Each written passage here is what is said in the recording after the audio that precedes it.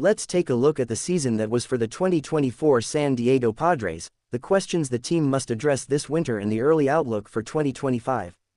The Padres cruised to a sweep of the Braves in the wild card round but lost to the Dodgers in 5 games in the NLDS.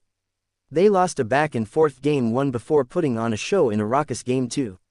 They went up 2-1 with a 6-5 victory at a rocking Petco Park in Game 3, but the Dodgers rallied back for shutout victories in Games 4 and 5. Overall, Fernando Tatis .500 ops, Jackson Merrill .833, and Kyle Higashioka .062 carried the offense in the postseason, with significant contributions from David Peralta. But Luis Arraez had an awful postseason .226 average, and Jake Cronenworth .136, and Xander Bogaerts .167 weren't much better.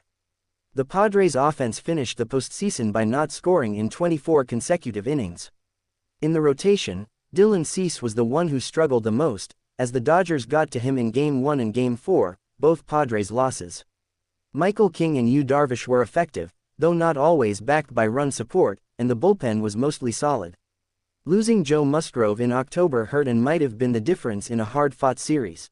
The Padres were a model of perseverance this year, as they were 50-50 after 100 games before rallying to finish tied for the 4th best record in baseball. The team overcame long-term injuries to its franchise player. Fernando Tatis Jr. appeared in 102 games, and 2 key starting pitchers to stay in the race until a healthy squad was able to pull away from the competition down the stretch. On the hitting side, success came via balanced contributions from several Padres. Jurickson Profar was the surprise player, as he was expected to make minimal contributions on a 1-year deal but instead led the club in ops and runs scored. Manny Machado had another solid season, topping the Padres in home runs and RBI. Jackson Merrill exceeded all rookie year expectations by hitting .292 with 24 homers and 8.826 ops. A pair of offseason acquisitions bolstered the pitching staff. Michael King, who was part of the Juan Soto trade, led the Padres in ERA. Dylan Cease, who was acquired from the White Sox in a March trade, was the team leader in innings, wins and strikeouts. The relief corps was led by Robert Suarez, who was one of baseball's best closers in his first season in the role. After faring well in his first year with the Padres, Xander Bogaerts dealt with a left shoulder fracture this year and was not very productive, .688 ops, in the 111 games he played. San Diego needs the 32-year-old to get back on track next season, as he has 9 years remaining on his $280 million contract. The biggest letdowns on the pitching side were injuries rather than performances, as Yu Darvish and Joe Musgrove each fell short of 100 innings. The team struggled to replace those innings, as Matt Waldron 26 starts, 4.79 ERA, and Randy Vasquez 20 starts, 4.87 ERA didn't accomplish much beyond eating innings. Overall, the Padres roster is in excellent shape for 2025. The team had a middle-of-the-pack payroll this season and has few shortcomings. Adding a starting pitcher, an outfielder and a catcher would be worthwhile, but there aren't many glaring holes for this team. The infield is full of players who are under team control for multiple seasons. As someone who hits for average but offers no power, Luis Arraez is an atypical but effective first baseman. Bogaerts will continue to play second base, while Ha-Seong Kim and Machado will play shortstop and the hot corner, respectively. Jake Cronenworth is a valuable utility man who can share first base with Arraez and fill in at other positions. The team is unsettled behind the plate, however, after Luis Campusano followed a breakout 2023 by taking a major step backward this season. Campusano will likely be part of a catching tandem in 2025, but he'll need to be paired with someone reliable. San Diego is in excellent shape with 2 of the 3 outfield spots. Fernando Tatis Jr. has not reached his ceiling since missing all of the 2022 season, but even a slightly disappointing version of Tatis is still a highly effective player. He will play right field, and Merrill will be the center fielder. Profar is heading to free agency, but after his surprising success in 2024, there should be interest from both sides in continuing the relationship. The rotation returns 3 key members in Cease, King and Darvish. Although Waldron and Vasquez struggled at times this year, they're good enough to battle for the final rotation spot. Given that Darvish is 38 years old, Musgrove is set to miss 2025 while recovering from Tommy John surgery and there aren't any top pitching prospects in San Diego's minor league system, it would make sense for the team to acquire a starter through a trade or free agency. The relief corps can withstand the loss of Tanner Scott to free agency, as the rest of the group is set to return. Suarez will continue to fill the closer's role, and Jason Adam, Yuki Matsui, Jeremiah Estrada and Adrian Morejon will form the setup crew. The Padres entered 2024 with one of baseball's top-ranked farm systems before jettisoning many of their top prospects in this year's deals to acquire Cease, Arraez, Adam and Scott. They still have a couple of jewels, but there's no one in the pipeline who is likely to make a significant contribution next year. Ethan Salas was considered the best international player in the 2023 signing class.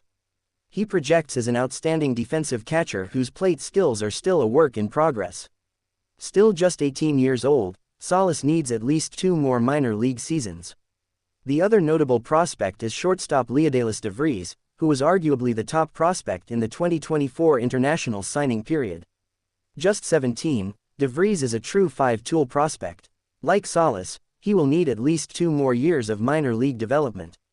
Goals for 2025. Even the Padres front office would have to admit that the Dodgers have a stranglehold on the NL West. After all, Los Angeles has won the division in 11 of the past 12 seasons, and San Diego's most recent NL West crown came back in 2006. For this reason, the first goal for the 2025 Padres should be to make the postseason. Many teams have had deep postseason runs from wild-card spots, including the Padres, who reached the NLCS in 2022.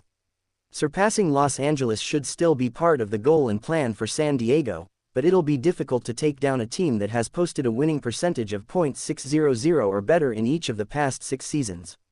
Fantasy focus. Tatis will lead the charge for San Diego in fantasy circles, with an expected average draft position near the end of round 1 or early in round 2. The next Padre to come off the board will be Cease, who will be valued as a low-end ace, followed by Merrill and the ultra-reliable Machado. Those 3 players will be selected in the range of round 5. The remaining Padres will be mid-round picks, with Suarez, Bogarts and Kim fitting into that category. Darvish will be a boom or bust option in the second half of drafts. This time, they didn't choke. This time, they did the choking. On a glorious night amid a roiling sea of joyful blue, the Dodgers wrapped their weathered arms around the San Diego Padres on Friday and crushed those brown jerseys like an empty paper sack, eventually exhaling with redemption, relief and a coveted spot just 4 wins from the World Series. In the winner-take-all Game 5 of the National League Division Series, the Dodgers took all the criticisms of the past 2 postseason collapses and squashed them under a barrage of fastballs and 2 breathtaking long balls in a near-perfect 2-0 victory over the Padres at a shamelessly joyful Dodger Stadium. Buried were the sins of their predecessors, the failings of past seasons, the rut of postseason humiliation. Read more. Dodgers vanquish recent postseason frustrations in NLDS Game 5 win over Padres.